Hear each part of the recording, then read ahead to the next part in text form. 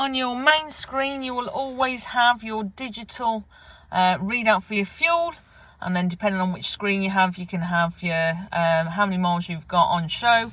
You'll always have an instant speedo, your outside air temperature, the time, your cruise control, but if that is switched off, you will have your mileage and your trip computer information. This one's got the rev counter, and it's also got your engine temperature on the side there. The left buttons are for your stereo controls, so you can push up for volume up, roll it down for volume down, and push into mute. Then you've got in between your radio stations, your heated steering wheel, which when you push in, it comes up on your dash, and the more you press, the lower the heat setting goes or switches off. Voice control, we always say use at your own peril, but half the time it does the complete opposite of what you're asking it to do.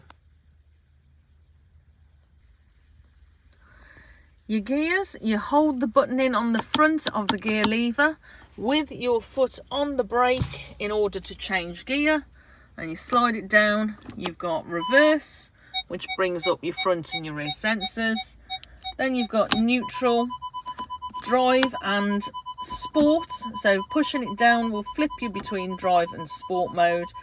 You can knock it over to the right to control going up or down the gears by pushing up or down, where ultimately if you leave it in drive it will do everything for you, and then pop it into park when you've reached your destination.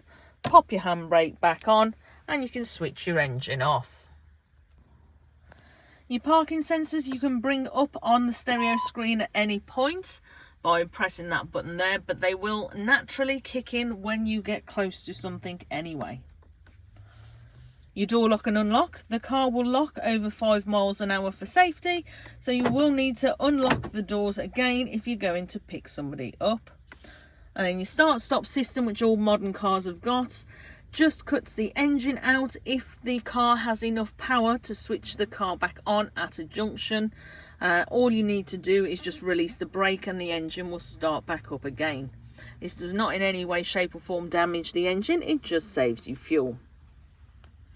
Then you've got 2 phone charge points, USB-C ports underneath the gear lever there with some additional storage. Then onto your climate control. Any of these buttons turns the climate control on. Auto sends it away from where you've sent it to direction wise, and sorry, that should recirculate. Auto over this side takes it away from where you've sent it to and sends it where it thinks it needs to go, and always put your aircon on. Maximum blast up your front screen, heated rear screen, your heated front seats, which you have a couple of heat settings there as well, just keep pushing to turn on or off. Temperature, which can have a different temperature for driver and passenger, or if you want to change any of the other features, you press menu and it will come up on the stereo screen in front here. Take it off automatic onto manual, and then you can control where you want the area directed to. You've got your different temperature controls. If you sync it, you control both sides of the car. Your aircon's at the top here, and you can slide or tap or touch the fans to turn the fans up or down. Your bonnet release is on the left-hand passenger side, down by the door opening, and we have an automatic dimming rear view mirror. Your additional lights, which are on with the doors currently, and you've got some extra storage for these sunglasses, and we have the SOS button we hope you never need, but if the car was ever involved in an accident and the airbags went off, Skoda would speak to you to ask what assistance you need.